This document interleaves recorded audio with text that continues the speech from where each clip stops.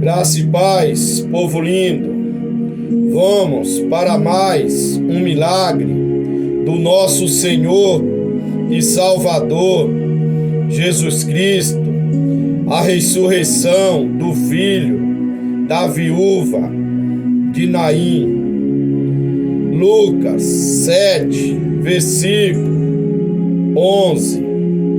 E aconteceu que no dia seguinte ele foi à cidade chamada Naim, e com ele iam muitos dos seus discípulos e uma grande multidão. Versículo 12.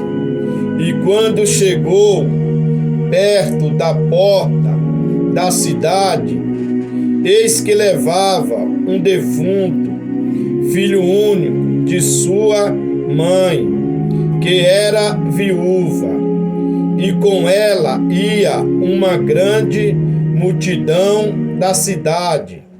Versículo 13. E vendo-a, o Senhor moveu-se de íntima compaixão por ela e disse-lhe: não chores. Versículo 14. E chegando, tocou o esquife, e os que levavam pararam, e disse: jovem, a ti te digo, levanta-te. E o que fora defunto assentou-se e começou a falar. Versículo 15. Entregou a sua mãe. Versículo 16. E de todos se apoderou o temor, e glorificavam a Deus, dizendo: um grande profeta se levantou entre nós, e Deus visitou o seu povo. Amados, a palavra do Senhor nesta tarde nos leva ao Evangelho de Jesus Cristo, segundo escreveu o doutor Lucas, e nos fala de dois milagres de Jesus Cristo, de uma cura e o outro de ressurreição. A ressurreição do filho da viúva de Naim foi um dos milagres de Jesus Cristo realizado durante um funeral na cidade de Naim, aproximadamente 4 quilômetros ao sul do Monte Hermon. Esta passagem foi o primeiro relato bíblico das 3 ressurreições de Jesus Cristo. As outras foram a ressurreição da filha de Jairo e a ressurreição de Lázaro. Vale a pena ressaltar que Jesus andou a pé cerca de 50 quilômetros para chegar a Naim, já que ele estava em Cafarnaum, cidade a qual ele acabara de curar o servo de um certo centurião. Às vezes é necessário recorrer ao contexto histórico, cultural e geográfico para elaborar um bom sermão. Lucas, mesmo não sendo testemunha ocular de Jesus Cristo, o seu testemunho é verdadeiro, pois os 66 livros canônicos foram inspirados pelo Espírito Santo. Segunda Pedro, capítulo 1, versículo 20. Sabendo primeiramente isto, que nenhuma profecia da Escritura é de particular interpretação. Versículo 21. Porque a profecia nunca foi produzida por vontade de homem algum, mas os homens santos de Deus falaram inspirados pelo Espírito Santo. Lucas, mesmo não sendo um dos apóstolos de Cristo, ele foi escolhido pelo Espírito Santo de Deus para escrever 2 livros do Novo Testamento: o terceiro Evangelho de Jesus Cristo e o livro de Atos dos Apóstolos. Segunda a tradição judaica, Lucas foi um médico grego que viveu na cidade grega de Antioquia, na Síria Antiga. A Bíblia testifica que ele era médico. Aos Colossenses 4, versículo 14, saúda-vos Lucas, o médico amado, e Demas. A Bíblia também testifica que Lucas acompanhou o apóstolo Paulo em algumas das suas missões e que era um fiel companheiro. Segunda a Timóteo 4, versículo 11. Só Lucas está comigo. Toma Marcos e trazei-o contigo, porque me é muito útil para o ministério. Este versículo também nos mostra a reconciliação de Marcos com o apóstolo Paulo. Este grande homem de Deus irá narrar nesta tarde a primeira ressurreição de Jesus Cristo. Lucas irá contar como tudo aconteceu, segundo o testemunho do povo da cidade de Naim. Versículo 11. E aconteceu que no dia seguinte ele foi à cidade chamada Naim, e com ele ia muitos dos seus discípulos e uma grande multidão. Por onde Jesus Cristo passava, ele arrastava multidões por causa das suas pregações, sinais, prodígios e libertação, pois está escrito que o Filho do Homem se manifestou para desfazer as obras do diabo. Atos 10, versículo 38. Como Deus ungiu a Jesus Cristo de Nazaré com o Espírito Santo e com virtude, o qual andou fazendo o bem, curando todos os oprimidos do diabo, porque Deus era com ele. Versículo 12. E quando chegou perto da porta da cidade, eis que levava um defunto, filho único de sua mãe, que era viúva, e com ela ia uma grande multidão da cidade.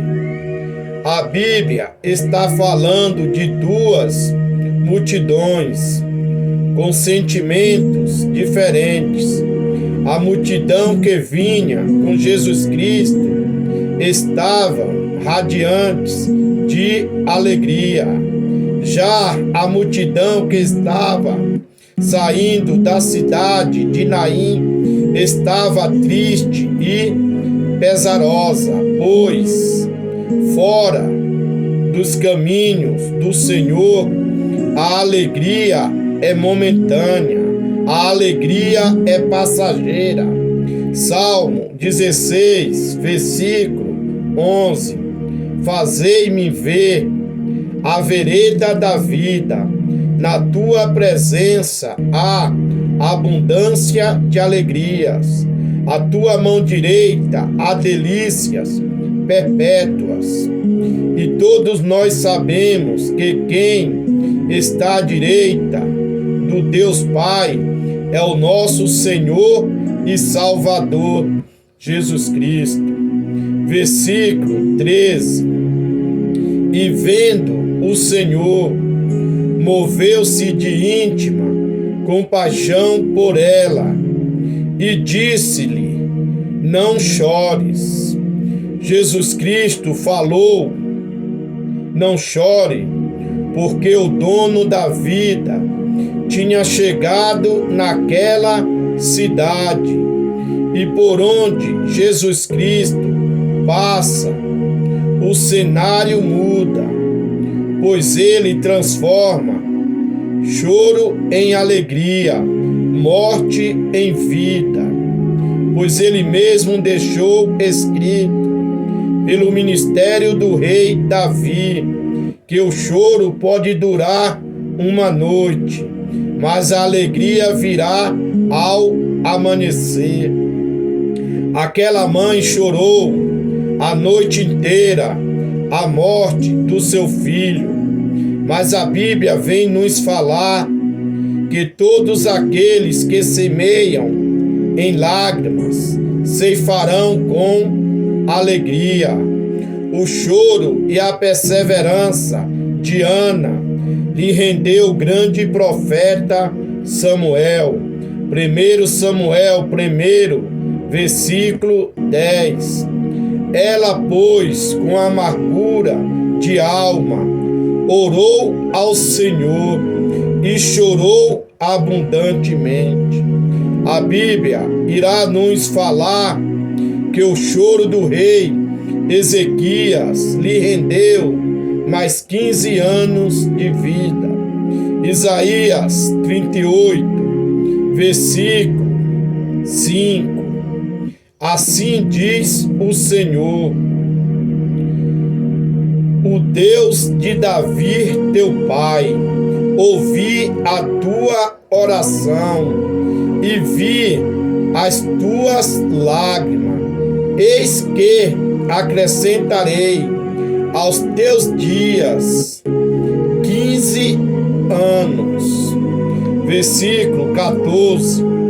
E chegando tocou o esquife, e os que levavam pararam e disse: jovem, a ti te digo, levanta-te. E o que fora defunto assentou-se e começou a falar. Jesus Cristo consolou a sua mãe, porque ele é o dono da vida, e por onde Jesus Cristo passa, a morte tem que partir em retirada.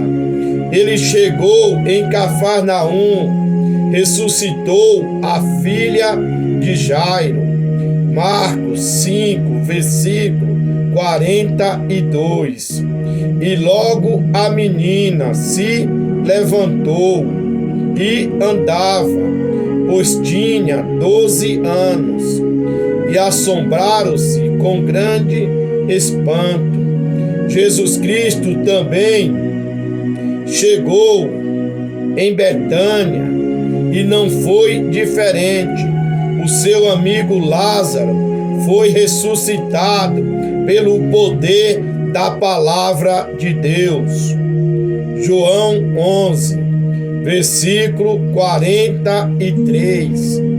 E tendo dito isto, clamou com grande voz: Lázaro, sai para fora. Tudo isto ele realizou pelo poder da sua palavra. E por último, ele mesmo venceu a morte. Depois de 3 dias, para provar que Ele é o dono da vida, e onde o dono da vida chega à morte, tem que partir em retirada. Versículo 15: e entregou a sua mãe. O nosso Deus é Deus de restituição. Ele continua restaurando vidas. Ele continua dando vista aos cegos. Ele continua curando os enfermos. Jesus Cristo continua libertando os cativos. O meu Deus, o seu Deus, o nosso Deus, continua ressuscitando sonhos e projetos. Ele continua envergonhando os coveiros que querem enterrar os nossos sonhos.